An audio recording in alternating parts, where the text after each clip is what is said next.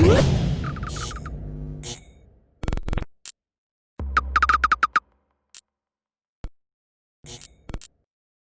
is Shane Dyer for Boxing Social in association with Betfred, and I'm delighted to be joined by British super flyweight champion Sonny Edwards. How are you, mate? Yeah, I'm all good. I'm very good, in fact. Good. Now, I just want to take this time with you just to have a bit of a catch up with yourself. Obviously, Yeah. the last time we saw you was in August when you comprehensively defeated Thomas Sombra. Yeah. You've had a bit of time now just to look back on that fight. Were you satisfied with your performance? I mean, if I'm honest, I feel like, to be honest, well, I posted something today, funnily enough, that Thomas Sombra's last 4 opponents have a collective record of 59-0. And he's won 2 of them. He drew against Thomas Patrick Ward. People can make the decision on that result as they want. And I beat him. Do you know what I mean? And they was all undefeated. 4 fighters, 59-0, and I'm the only one that got the win. And I'm the only one that was super flyweight. Everyone else was bantam, super bantam. Do you know what I mean? So look how. Do you know what I mean? I don't know, because I don't feel like I need any more acknowledgement or respect than I already have. Like, it's not that. Like, I don't feel like it's that, but I feel like some people, I don't know, they when they don't like a person, they don't like a boxer. Maybe like personally, they like to shed a lot more negative light. You know, it's human nature, and I understand that. But yeah, I mean, like Thomas Sombra, handful, and I mean, touching quickly on that Thomas Patrick Ward result, which happened obviously a few weeks after. I don't feel that was the best Thomas Patrick Ward we've seen in the pro ring. Far from it. He probably saw what I did to him and thought, it's going to be quite similar. Do you know what I mean, etc. But obviously, Sombra came with a bit of fire in his belly, and sometimes they're the banana skins. I mean, look at someone like John O'Carroll. Do you know what I mean? That was kind of expected to beat Hughes and then didn't, and then. But obviously Patrick Ward, he got away with that. He's not lost his oath. So yeah, Sombra's a good fight. You don't go to 2 times Olympics and get to like quarterfinals and that for free. Do you know what I mean? Trust me, you don't get them for free. So I always knew he was dangerous. And he was an ABA finalist, funnily enough, and got robbed against Harvey in the final. But yeah, it was a good fight. I was happy with my performance, happy with the win. I was happy to be back out.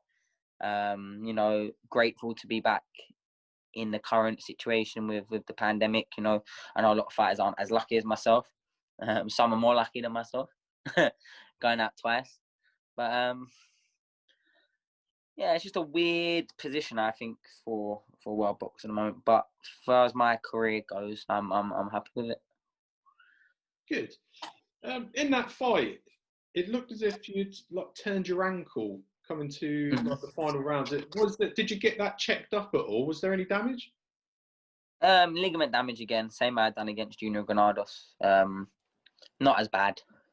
So it was just where, it's a bit of a weaker area. I rolled it and it hurt. Do you know what I mean? That's it. I did my first run yesterday, funnily enough. I did a 12-minute run. So I'm getting there with strength in it. But I've done a lot of rehab, done a lot of strength work all through this new lockdown period. So yeah, I'm in a decent, fair enough position right now to start a proper camp. And that ankle now is behind me. I start sparring on Friday. I've started running now, and I've been training for like last 6 weeks, whatever it is. So yeah, I'm good. I feel good. I just need about a 10-12 week camp from any time really. Or maybe not even that. Maybe an 8-week camp would be nice. Cause I want big fights. I mean, I want big fights. I'm done with. Hopefully, I'm done with these international level fights. I feel like I've exhausted the list of these fights. I mean.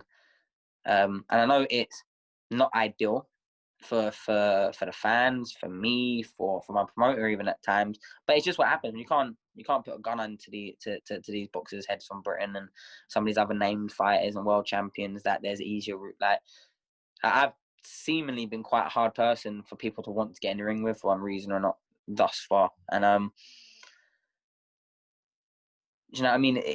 It's getting to the point where I don't really want to be sitting around at this level too long. I've been having a lot of discussions behind the scenes. I'm going through, perhaps, in want of a better word, a transitional stage in maybe definitely in my career, but maybe my life as well. You know, there's certain things that now I require, you know what I mean? That makes sense.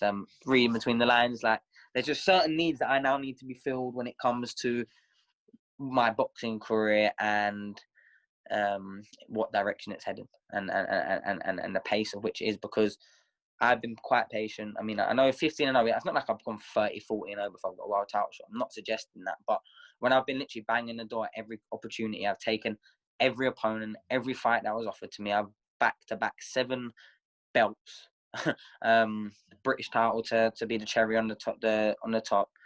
Like, what more do I personally, Sonny Edwards, need to do to show that I'm ready for this world title shot? Why haven't I got it yet? Why am I not getting it yet? I know they are working on it, don't get me wrong. So I'm not just saying that it's not getting worked on, or because it is. It's just kind of frustrating. It's like 4 for the WBO, 6 for the IBF, and I think 9 for the WBC.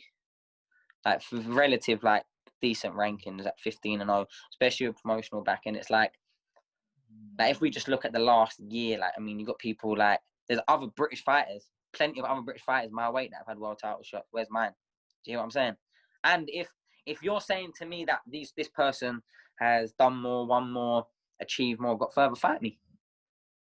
I've been having meetings with my management team, a lot of them recently, looking at potential opponents for the next years. And the first thing I said was every single fighter that they've got at my weight.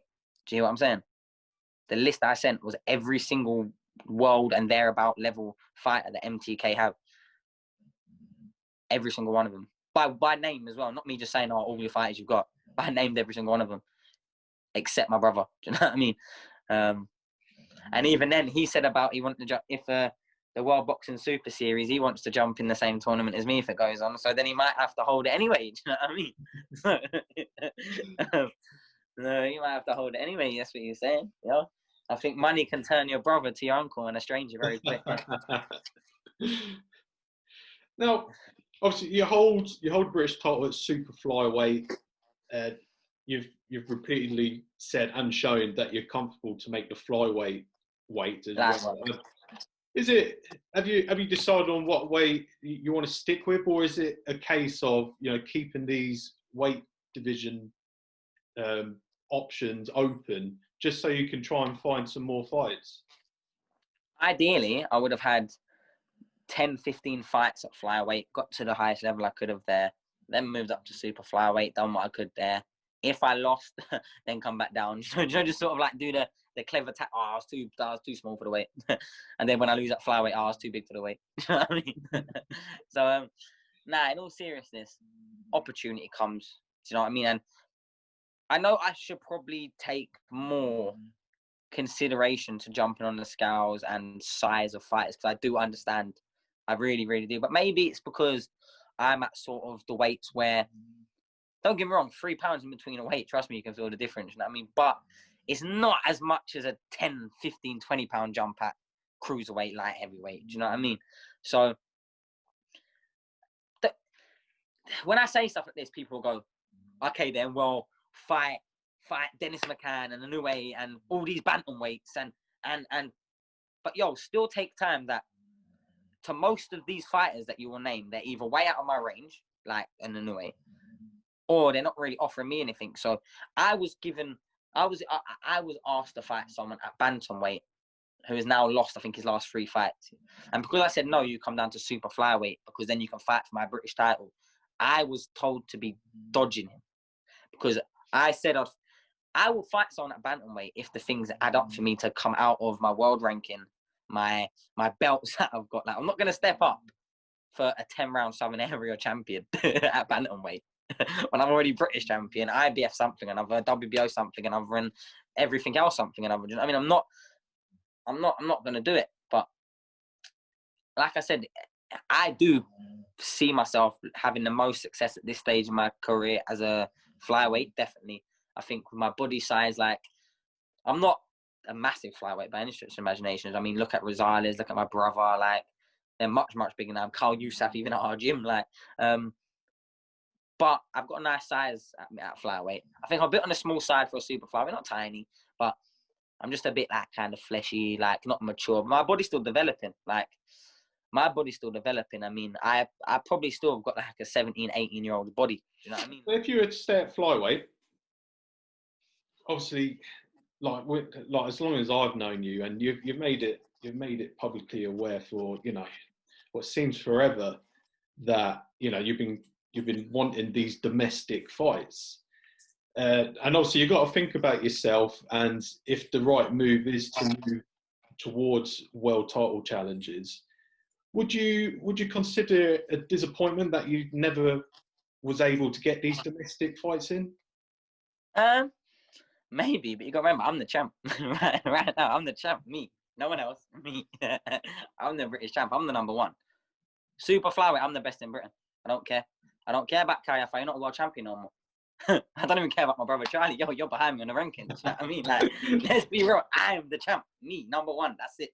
Like, the British champ. I mean, Robert Smith on the board took my British title off me. Not as the champion. Like, they took it back to do the engraving, and I was just looking where it was in my trophy cabinet. But I'm the champ. So no, because until someone beats me for that title, I am the champ of Britain. Fact, simple as. Like, I will never vacate that title. I promise you.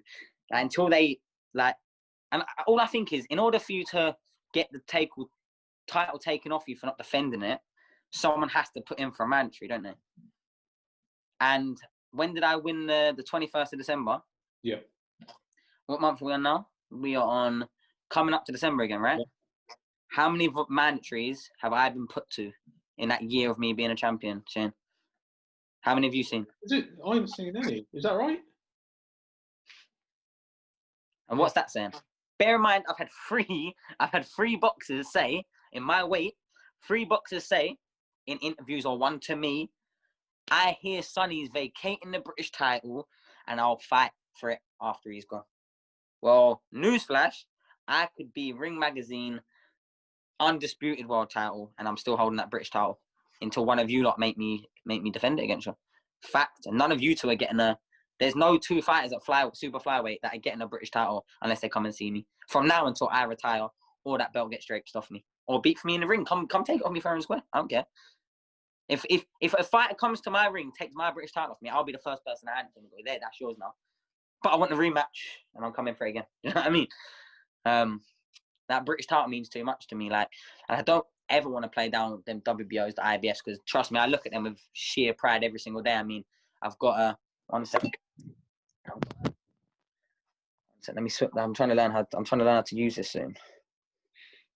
So look, I've got my painting that was done by a French artist called Cobo. And I don't know if you can see that heart. It stays off here. And what does it say on there? And it's a 3D heart, but it's a WBO. Look, you know what I mean? So this is all my things. I've got the IBF belt there, the British title there. You know what I mean? So this stuff means a lot to me, yo. And I've got my title right here. I'm trying to spin it around again. There we go. You know what I mean? So all of this means a lot to me. Like, 'cause it's a lot of work put into that. Like, for no one else, them belts don't mean nothing for. And I understand that. You know what I mean?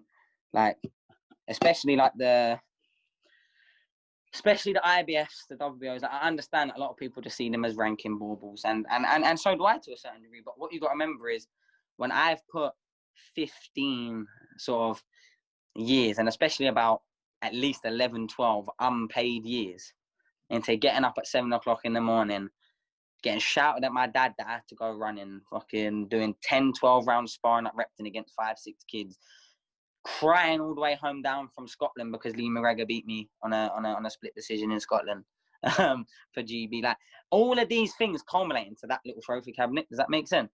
And I know it's kind of like okay, whatever. It's a cliche way of putting it, but like, serious, having something to look at and be like, yo, I've done that.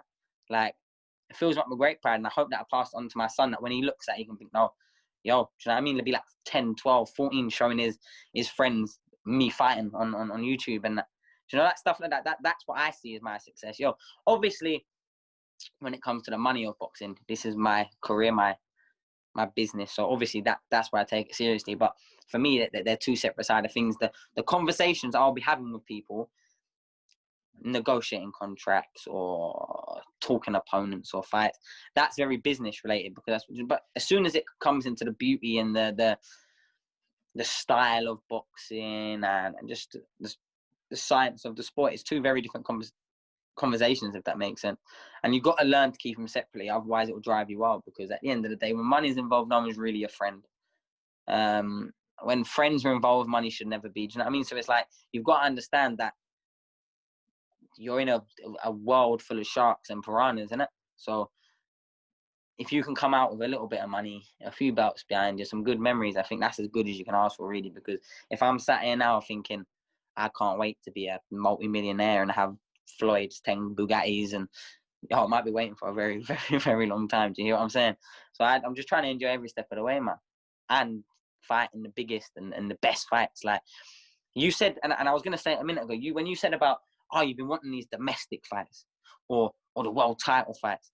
But when you really analyze it, the only reason why I've been wanting domestic fights or world title fights, I want to be involved in big fights that people take attention and take notice. I don't want Sonny Edwards versus random Mexican. No one asks. Give me Sonny Edwards versus Martinez, and then everyone will be like, yo, we're watching that. Give me Sonny Edwards versus Jay Harris. They'll be like, yo, we're watching that. Wasim, we're watching that. Selby, we're watching that. I can name 10 fighters, we're watching that. Why have I not fought anyone? Why have none of them fought me? Because I'm here. I'm not hard to argue. I'm not hard to get into the ring. Believe that. Believe me, I'm not hard to get into the ring. Look at that. All the opponents I faced, yeah, a lot for the fans and for certain people in boxing might seem as underwhelming to a certain degree, and I can understand that.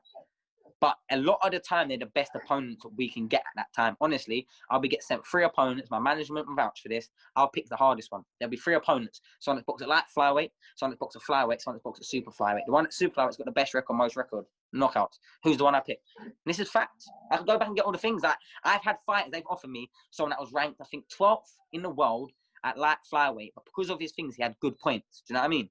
So it would have been very beneficial. And he was record was something like 19-1. And I think he lost his next fight, so he weren't even that good.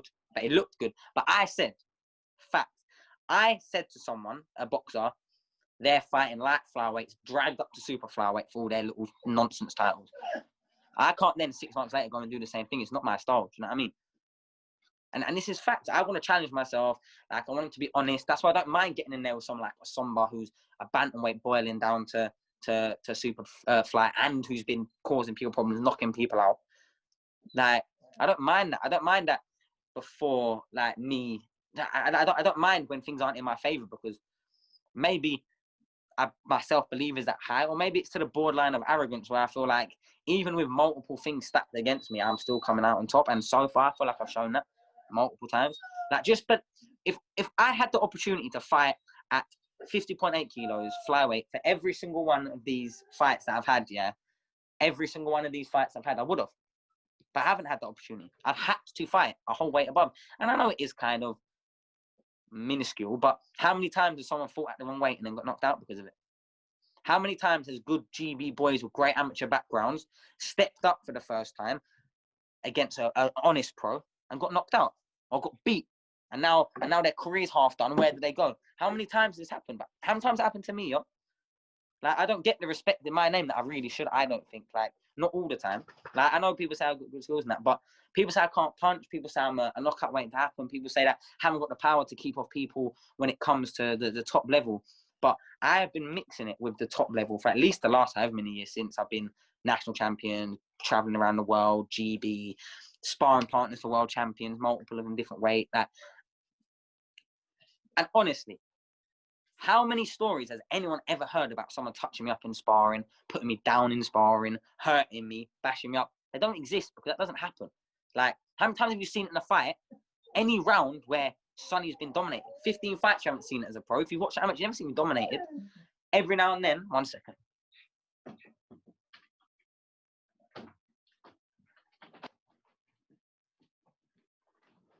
Every now and then, might get outscored a couple of shots to here. If I lose, it's a couple of points here and there. Never got bashed up. Never got my ass handed to me. Never been stopped.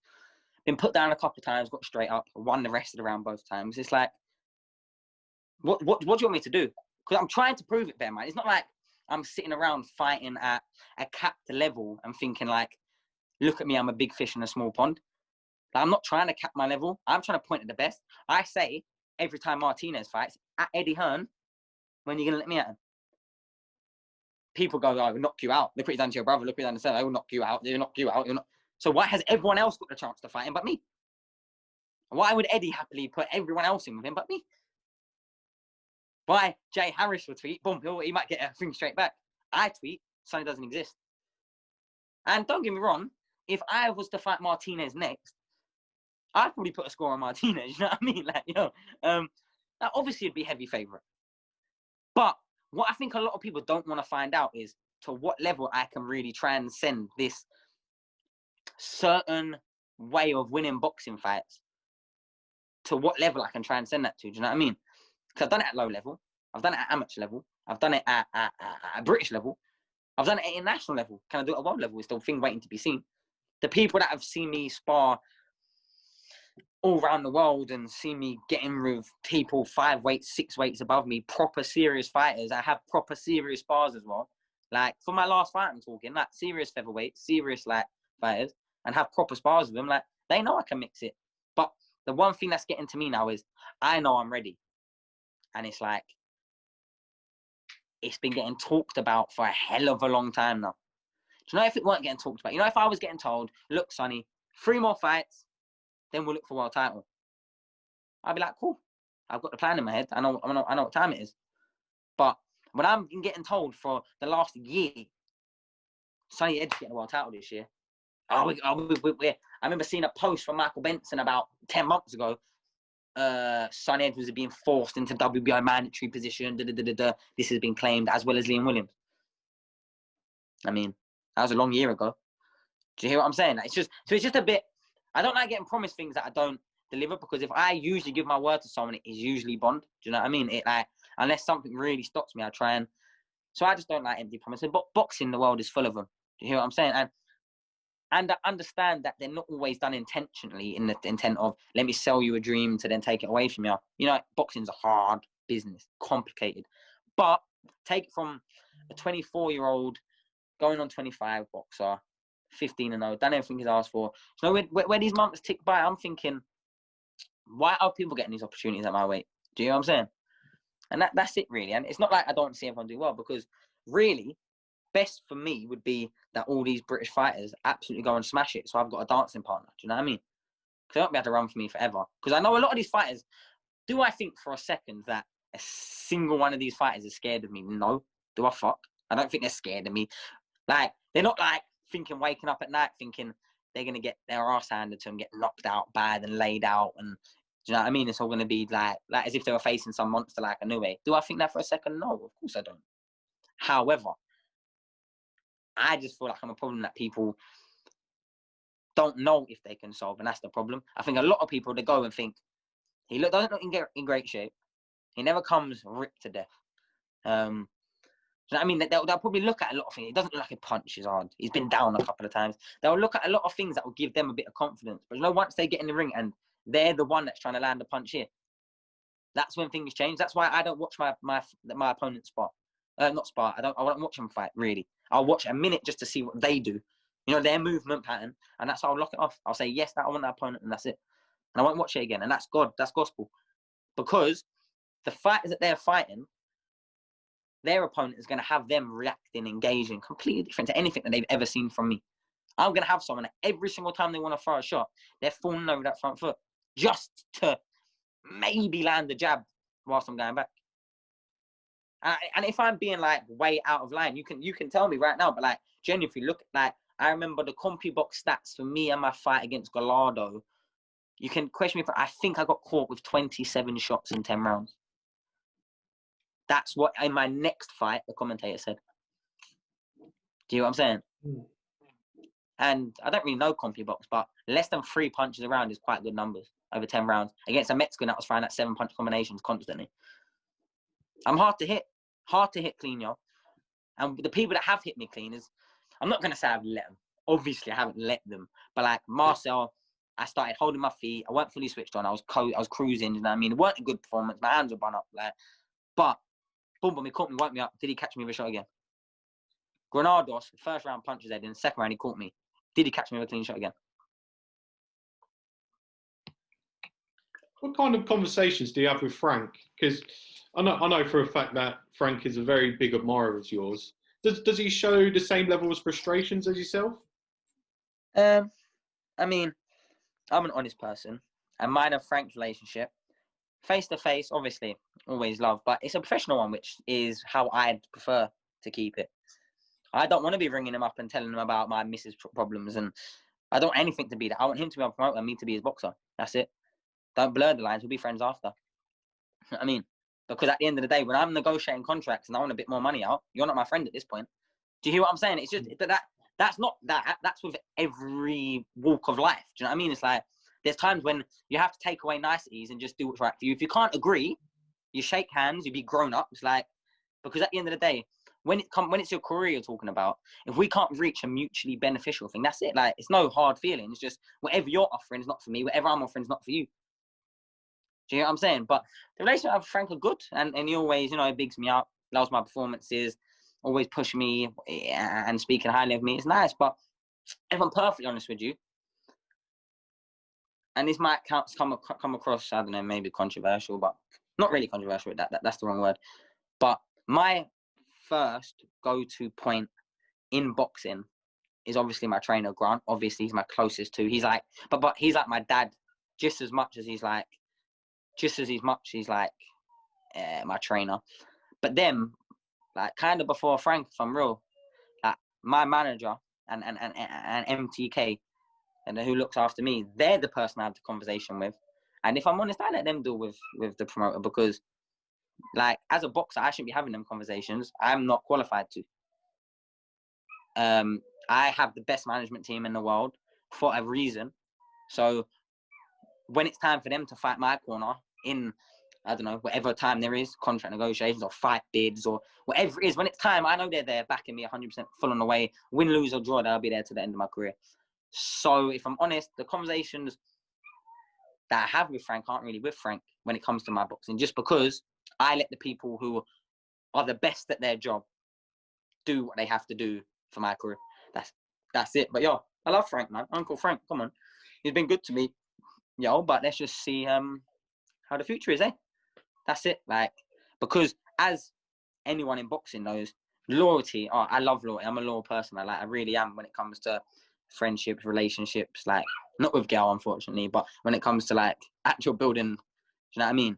I don't like shitting on people. I don't like things, but at the same day, it's always got to be mutually beneficial. Especially in boxing, you can't blindly show loyalty for too long. Like, because otherwise your shelf life isn't long enough to do that. It's not like you can tick around for like 30, 40 years and eventually get it to pick that down in the stretch and smash it. Can't do that. You've got like 10 years if you feel lucky. You've got 10 years of earning proper money if you're extremely lucky. Do you know what I mean? And that's if you fit all the criteria. Healthy, first and foremost. You're not injured. You're relevant. You're good enough to do what you're doing to do. And as well as everything that, you can make the bills pay. Do you know what I mean? Like, and you have to do that as well. And when you're like me, you got kids, you got you got responsibilities, you got dogs out there back of the door crying. Like, you can't wait for your money for too long. Do you know what I'm saying? Like, yo, pay the man. Do you know what I mean? But don't go around, I'm nice. But obviously, look for the future all the time. Because, like I said, I've been, I think I've had over 3 years as a pro now. Wow, has that gone fast? 3 years as a pro, gone wow fast. But has it though? Like, what have I really done that time? I've done a lot, but what have I done?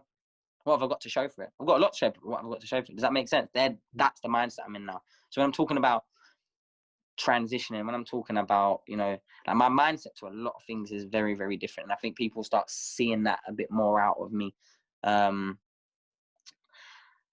yeah, it is what it is though. But I do understand that the boxing world is mad at the moment. Well, the world is mad at the moment, isn't it? So maybe I'm just going off on tangents and that. But like, I'm in a good place, man.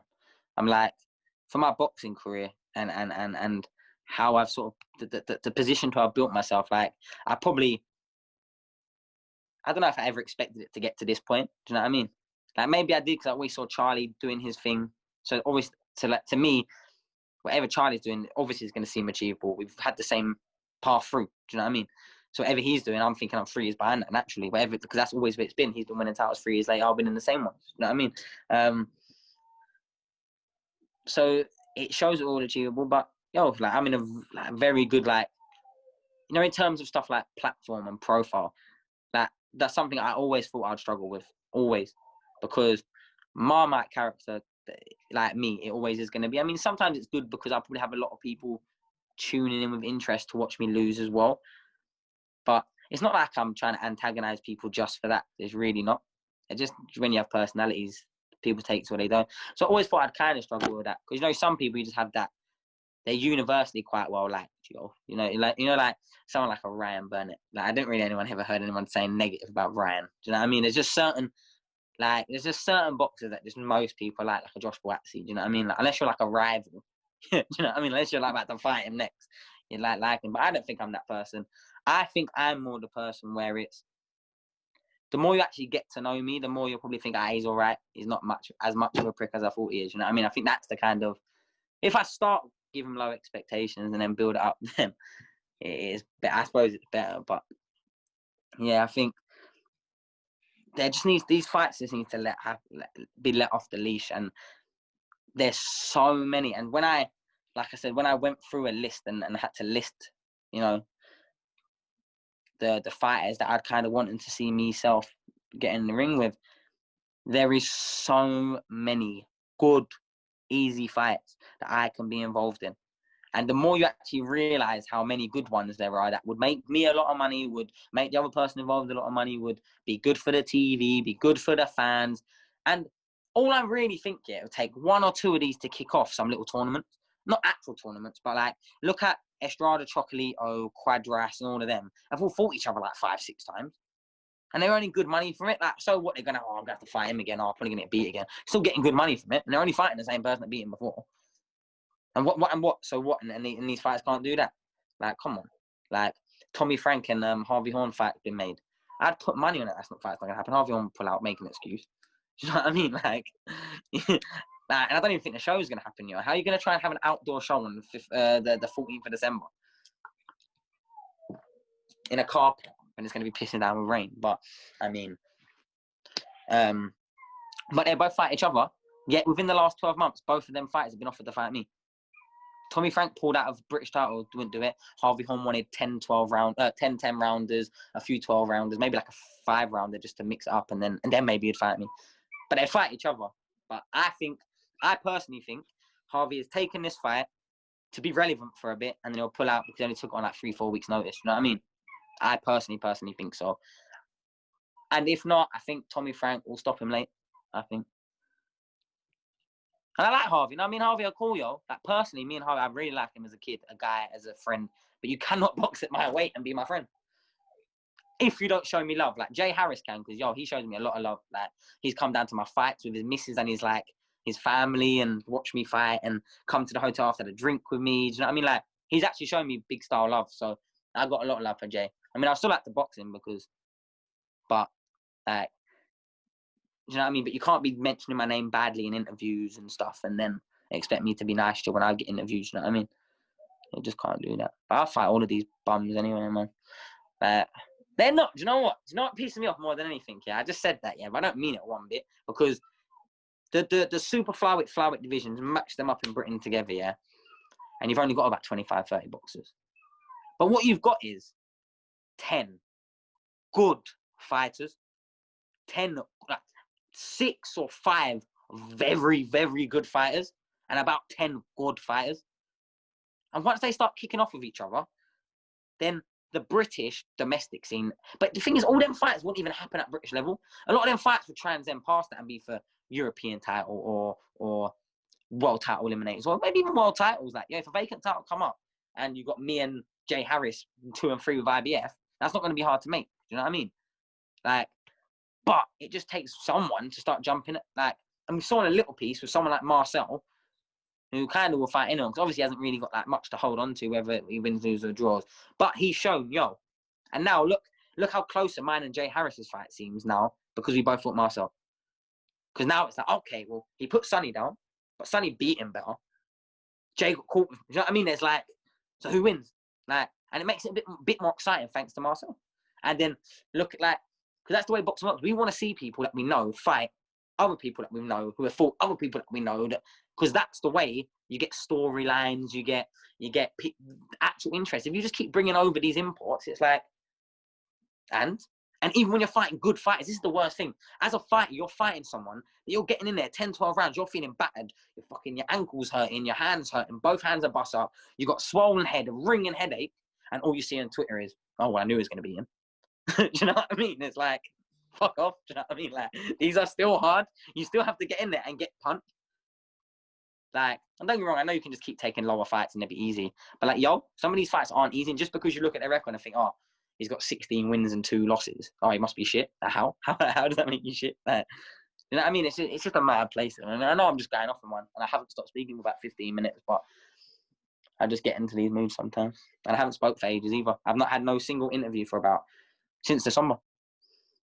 My brother's fight, Carl. Brother's fight.